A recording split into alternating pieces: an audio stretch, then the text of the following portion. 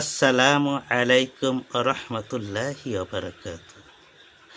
সম্মানিত ইসলাম প্রিয় ভাই ও বোনেরা, কিয়ামতের অন্যতম আলামত হচ্ছে মহিলারা ইসলামী পোশাক পরিত্যাগ করে এমন পোশাক পরিধান করবে যাতে তাদের ছতর ডাকবে না। তারা মাথার চুল ও সৌন্দর্যের স্থানগুলো প্রকাশ করে ঘর থেকে বের হবে।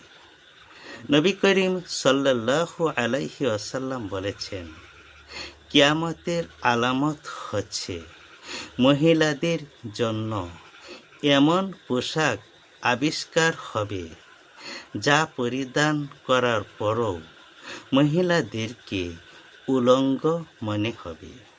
অর্থাৎ তাদের পোশাকগুলো এমন সংকীর্ণ ও আঁট-সাঁট হবে যে তা পরিধান করলেও শরীরের গঠন ও সৌন্দর্যের স্থানগুলো বাহির থেকে স্পষ্ট বোঝা যাবে।